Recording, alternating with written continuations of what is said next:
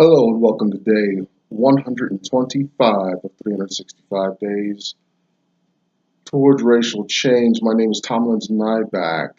We're here talking about black issues, what it means to be black in America. We talk about slavery a lot. We talk about white power, white domination, um, and everything above and in between those two extremes and any kind of nexus we can find, convergence, where they come at cross purposes with one another. And it happens often. You know,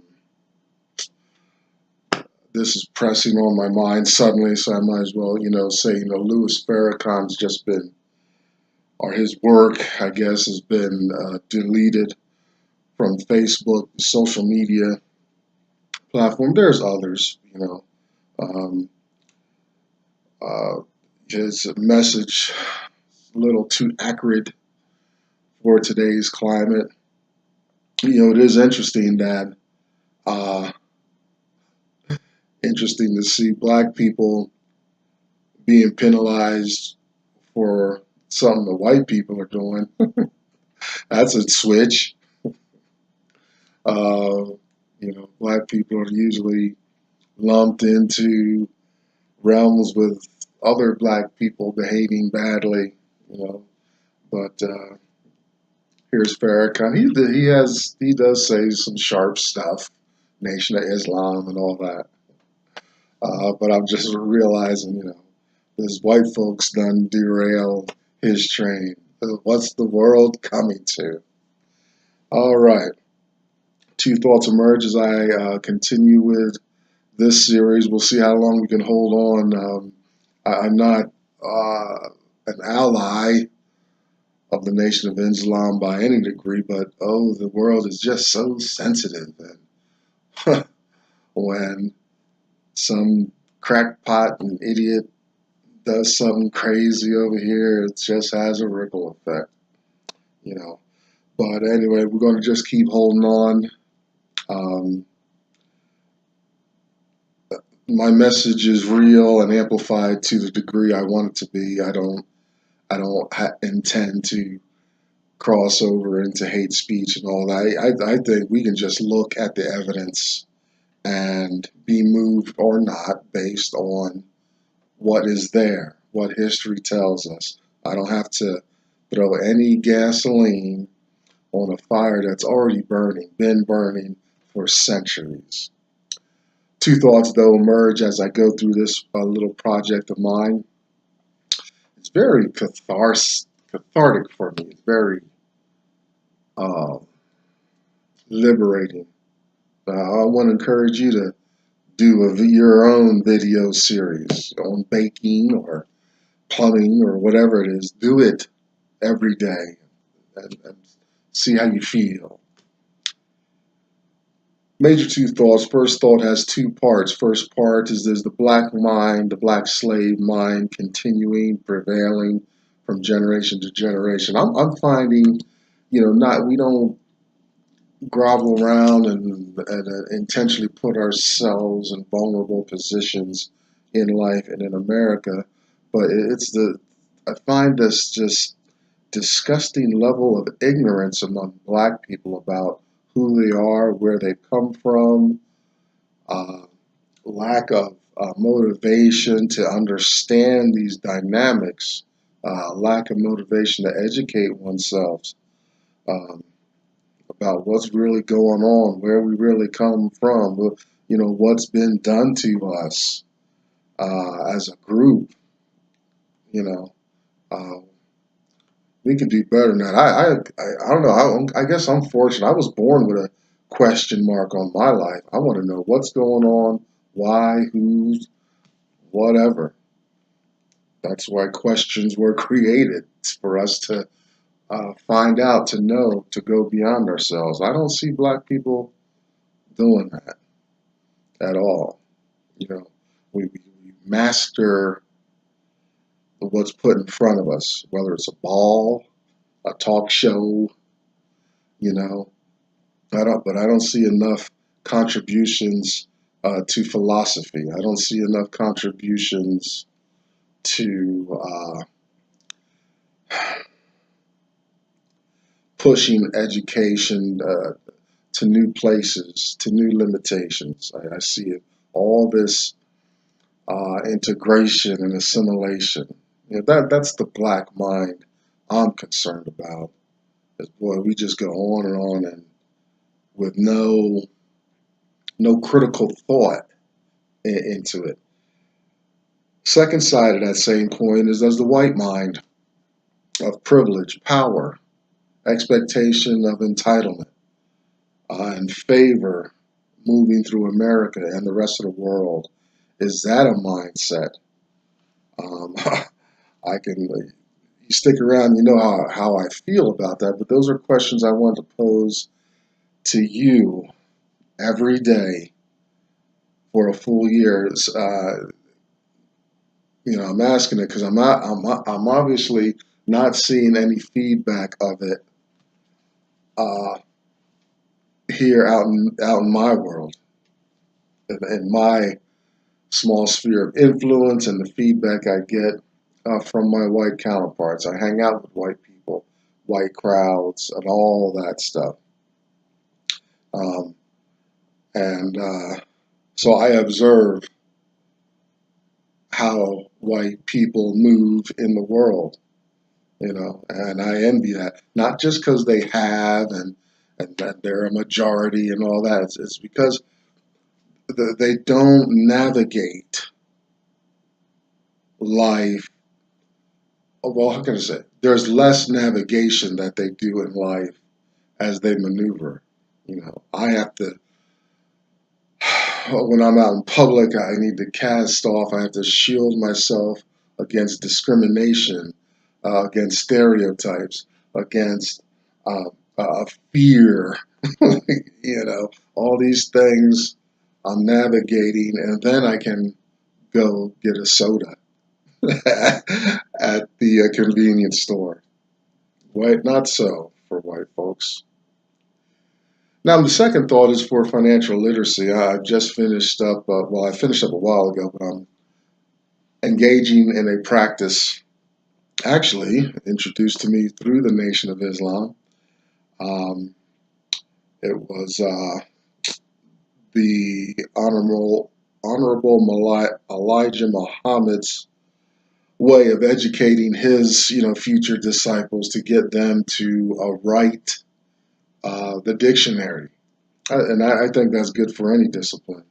But I was just introduced to it through the movies, and I heard about that. I heard about that, like Malcolm X doing that before I saw the movie with Denzel Washington. But the point is, so I'm typing. Hey, it's 2019. So I'm typing a glossary from a book that talks about the Federal Reserve. Interesting things, even informative in the glossary.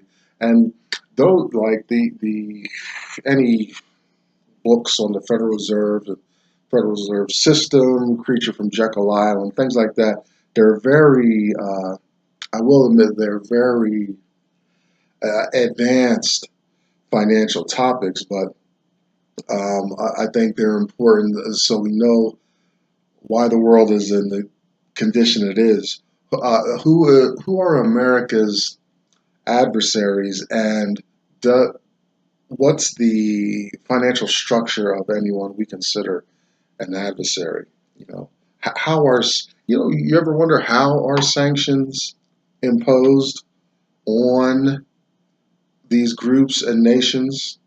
It's not like the resources aren't there. It's just that they can't trade because the United States, in a way, dominates a major kind of financial system that a big chunk of the world uses.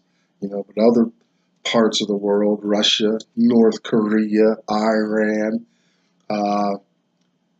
may have some different perspectives on what backs money, what money currency is. Therefore, it's interesting that these countries are listed as not so friendly to the United States. You know, um, do do black folks know what a central bank is, and do they understand that the central bank is it's a banking system that exists, and you find our allies, and you're going to most likely find the central bank there. You know, a lot is that's some of the advanced, I would call advanced financial topics. But bring it on home. I talked yesterday or the day before about leverage. You know, how a loan. Oh, it's not so that we can buy McDonald's unlimitedly and get all kinds of toys and fill our apartment with toys and stuff. It's a way to get capital to so we can compress time so that we can leverage other things, start our own businesses and things like that. Um, when my father died, he left me a good considerable chunk of money. Compared to my financial situations, really nothing compared to people who know how to handle it. But I was uneducated. I was a fool with the money. I did use half of it to pay my some educational expenses, and I blew the rest. Um, but now it's like, boy, I missed an opportunity to plant some seeds, get some financial education, start a business, so on and so forth. I could be on my way to emancipating myself from the financial system. You know, a lot of things I could talk about. So financial literacy for Black folks, especially. You know, we're consuming too much. We're getting too little back. We're spending our what we would call disposable dollars with nations and peoples hostile to us. I'm going to keep drumming this home. This is real. This is the real deal, and we're not getting a hold of it. We're spending our money here and expecting I don't know, hit it big or payday here. What we got to do is turn that around. Start the entity, the business entity. Wait for a big payday first, and then have fun with whatever's left over. Uh, I wish I had been taught that. I'm learning it now. Better late than never, huh? I'm inspired by a man named Dr. Claude Anderson. He's probably not as adamant as on those specific subjects, but he got me started on the way. So we reference his books a lot. We've referenced his book the past 2-3 days. First book, I want you to, he's all over YouTube as well. You can find him, Dr. Claude Anderson. A Black History Reader, 101 Questions You Never Thought to Ask. Black Labor, White Wealth, Search for Power and Economic Justice, and Dr. Anderson's National Plan to Empower Black America, Powernomics. You can find Dr. Anderson at powernomics.com and the Heritage Institute in Washington, D.C. Behind me, you see the hashtag #US2. Go there for Black women supporting one another, discoursing about their issues. But there's, other people hanging out there as well. Go to Black Enough, BLAGGENUF. It's like a Black Facebook. And if you found me here on the World Wide Web at YouTube, you are technologically literate, and you can find your community and flavor somewhere on this planet. Um, with Dr. Anderson's books, we just look at whatever he's got bolded and expand, and I'll give some of my personal experience and tie it in. I haven't found much of his stuff that's irrelevant to me. I think he could actually expand on some other issues, especially the financial literacy part. Uh, but I can see how my motivation comes better when I know the source with the history.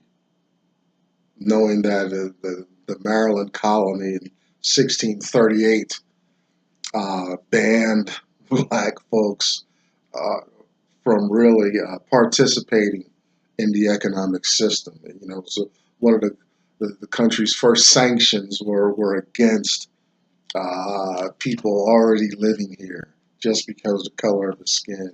25 years later, Maryland says that all people with this color of skin shall be slaves for life. Do your history, do your due diligence.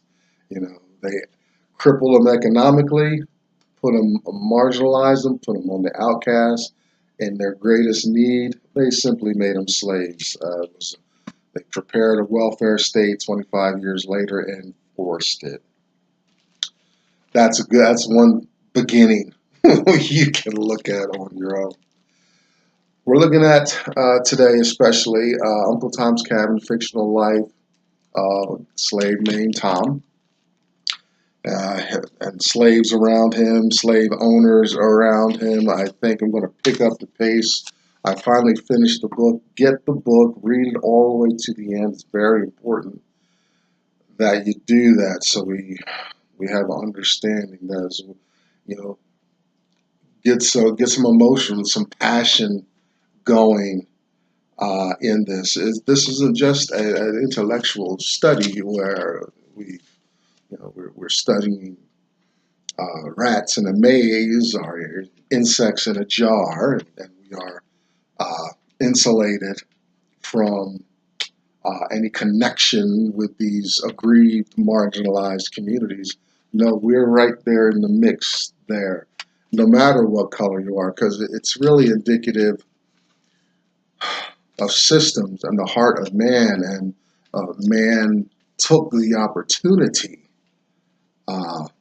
solely based on someone's color of skin. But guess what, folks? If we were all transparent, some power group would find some way to exploit a weaker group. That's the human condition. We just happen to be wearing different colored coverings, and a lot of other situations go into how that power dynamic developed. But it was going to develop anyway. It always has. Dr. Anderson notes, even in Japan, they have Japanese have classes, and there's oppressed people in Japan. Yeah, but they all look, to me, they all look alike, but they're all Japanese, same color, on and on, right? So it's going to happen either way. It's happening today. All right, Uncle Tom's Cabin, Chapter 10. We left Eliza and little Harry with Senator Byrd and another advocate, former slave owner named John Trompe. I hope I'm saying that right. And so that was the end of Chapter 9. Now, Chapter 10, cut back to Tom. It opens up with Tom and Chloe are at the breakfast table early in the morning. They're anxious. And they're anxious because Tom is set to leave, and you wonder what would be worse. How does that death row inmate feel? It's one thing. Oh, you get blindsided or in the wrong place at the wrong time, and your life is snatched away from you. But what about looking at that clock and knowing the day and time of your departure? That's what Tom and Chloe are going through right now. They're in a helpless state. Chloe especially powerless. And Tom and Chloe are a little older. They have children. They got 3 children, and so they understand. They've seen. Now they're further north. They're in the Kentucky area of slavery, a little more civilized. It's interesting with the colonies and the states. There was degrees of slavery further south you went, the more brutal it got, and up north you had free states, all the way up to Maine. So Kentucky's like kind of middle of the road. There's more, it's more civilized. You know, Eliza was married to George, and they were able to have a child and live in a kind of a peaceful state. But they were still in a slave state, so they're at the mercy of what's going on. Their master, Mr. Shelby, got some gambling debts. Oh, well, let's just sell off some slaves. Hey, well, no problem. Um, Throughout this story, now, the tragedy has happened, the decisions have been made.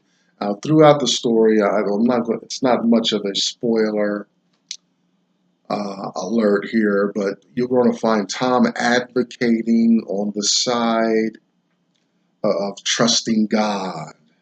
People are going. He's going to run into people and slaves who are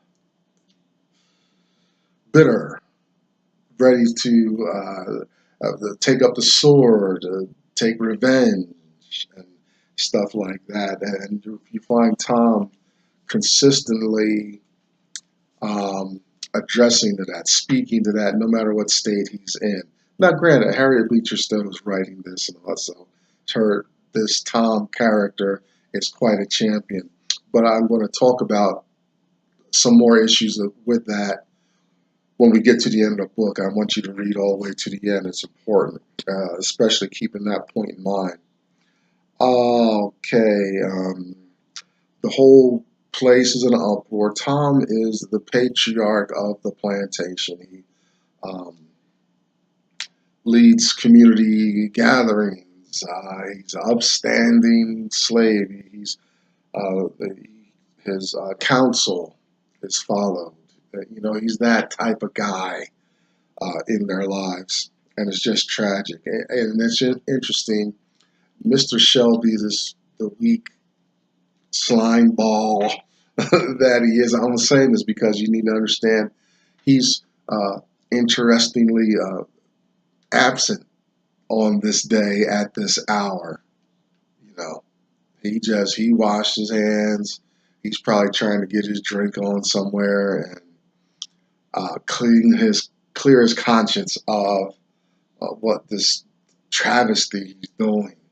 You know, bartering in human flesh, and this is he's not going to. It's going to be hard for him to find another guy like Tom to handle his affairs. So he's not around to advocate to plead to. He's just gone, and he's letting his slave be handled by some stranger. Very disgusting behavior. This is a fictional story, but this is a real account. Slavery lasted over hundreds of years. Okay, it was out in the open, and these behaviors, on both sides, it's pretty despicable. But I'm not really being hard on Mr. Master Shelby. He doesn't have the balls to stick around to see the transaction through. Very miserable creature. He's the type of guy I'd be like, man, I'd straighten him out quick if he was in my space. I don't tolerate guys like that in my space. I really don't. Whole place in uproar. So Mr. Haley shows up. He's the guy that was chasing Eliza and Harry. Of course, she got away across the ice and all that stuff. So he's angry. And I guess Tom is fortunate that he's very humble, mild-mannered, and whatnot. So he doesn't do anything to spark Haley's anger or anything. He's Haley's property now. So any wrong word, any wrong move is going to put Tom in jeopardy physically. These guys had outright physical control. I remember one day I had a girlfriend. We were walking in the park one day, and this lady was riding a horse through the park on the trail and stuff. So it looked pretty cool and romantic. But for the horse, when the horse, well, I don't know the horse's mind, but it seemed as though when the horse saw me and my girlfriend sitting there, it stopped. And when it stopped, it threw the rider off. The rider was a white woman, and she had her riding garb on. You know, she was really playing the part. But she like starts smacking the horse around, and like I'm in shock. It's like, dude, and my girlfriend like she had grown up with horses and stuff, so we just left. We felt sorry. We felt like we had to. If we weren't going to do anything, at least leave the area. You know, sometimes when you see some injustice, you know, it's hard to know what to do in the moment. You know, there's a lot of men and women who are advocates who run into the fray. Some will fly away. Um, in that moment, you know, we just showed our disapproval by walking away from there, you know, even murmuring. I think we murmured a little bit, you know, but and I could see the horse was distressed. You know, something made it stop, threw the rider. The rider landed on her feet, right? It's like, but she gets off and she's smacking and yelling at the horse. It's like, wow, lady. It was, see, I know animals think and reason as just as maybe not as high as humans do, but they do. I know this. So, you know, the horse had a reason for that sudden stop. The rider should have taken note of the environment. What, you know, understand. Now, I say that because I say that getting back to this Haley and Tom, you know, Tom is packed up and he's ready to go. He's just going to obey the institution and get in there. But his humble, meek manner protects him from this man who's angry that he's lost some of his like the other half of his investment. He was even more interested in Harry than Tom. Tom was at his peak, so he's gonna diminish quickly. Harry was a little boy who you can train up and got years of strength on him. Uh, Tears overflow, uproar, but nothing to invoke violence or anything like that. Tom is shackled, which people are like, are you kidding me? Um, it's like I was just watching a Star Wars movie. The guy is blind, but they put a shroud over his head. He's like, guys, I'm blind. Are you kidding me? So Tom is just not the guy. But Haley is conditioned as a slave handler, and he instinctively treats all slaves the same. Even so, Tom is a bigger man, and Haley's uh, wrist securements are a little too small. So on the way, shortly after they leave the plantation, Haley stops at a blacksmith to get those wrist irons adjusted to better fit Tom.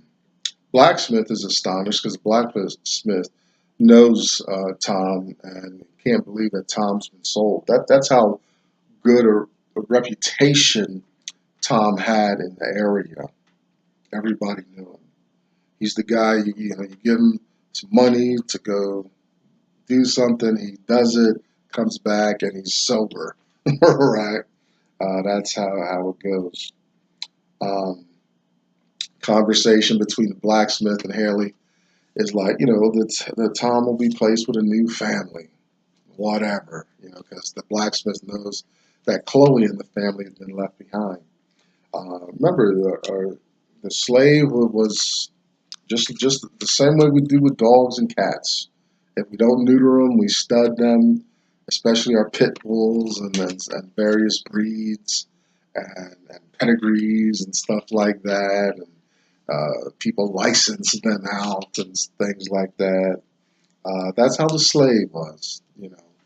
The slave was um, just property, animal property, an agricultural component to the place, you know.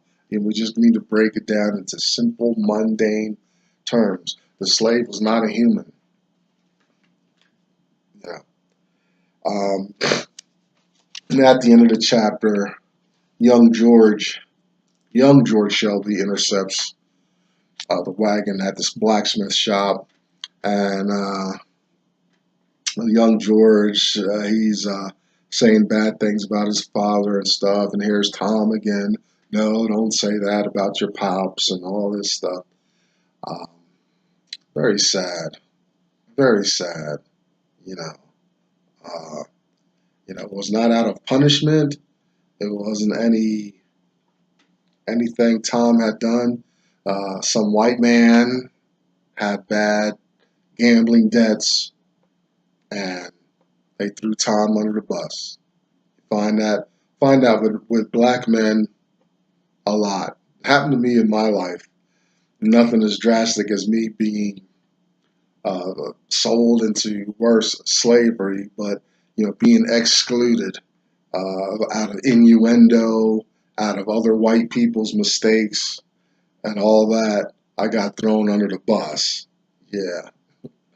Oh man, I'm coming out of like 2 or 3 years of some intense emotional stuff have happened. That's why Dr. Anderson's work really resonates with me on a very deep personal level of the expectation of black folks in America and how expendable we are.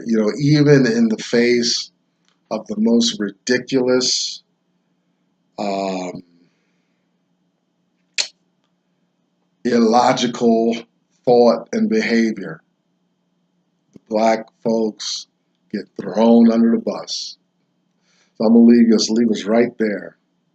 Uh, Leaving Tom, a lot of people, a lot of situations, simply thrown under the bus. I'm Tomlin's Nyback. That's day 125 of 365 days towards racial change. Thanks for hanging in there with me. Let's see what kind of trouble we can get into tomorrow. Bye-bye.